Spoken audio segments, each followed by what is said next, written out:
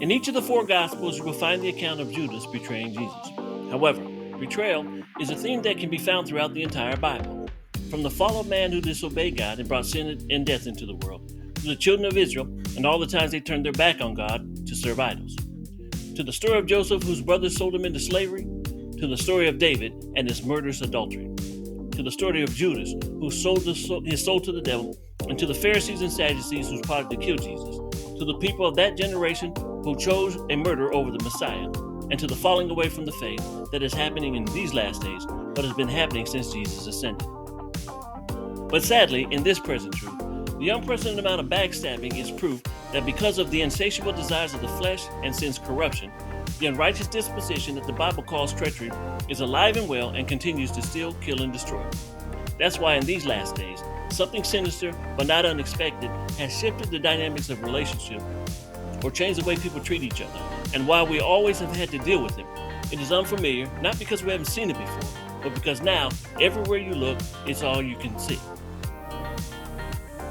This means that among the sinfulness of our flesh, treachery or backstabbing has jumped to the top of the list of the unrighteous dispositions that are found in 2 Timothy chapter 3 verses 1 through 5, because the rewards that can be gained from malevolence or evil intent have made benevolence or goodwill towards one another almost non-existent, even with those who you identify and agree with.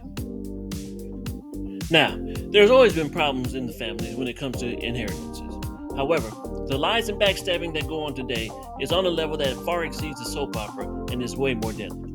We all know that when there's a death in the family, you will see just how evil, hateful, and selfish family members can be, especially if there's a lot of money involved. However, it seems to be worse when there isn't that much left to fight over. This level of treachery is what destroys families and pushes people far beyond the point of reconciliation.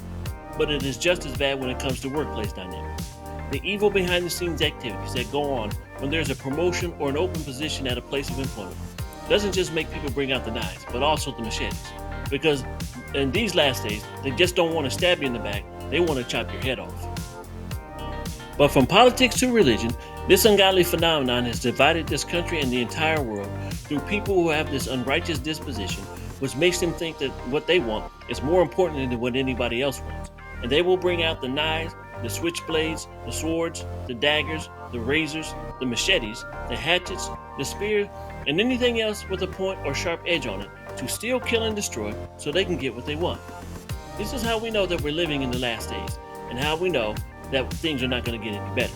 But my fellow elect, this is also a confirmation that Jesus is coming back sooner than we think. So put on and keep on the whole armor of God and make your stand so you can endure unto the end when Jesus returns in all of his glory. And to that I say, come, Lord Jesus, come.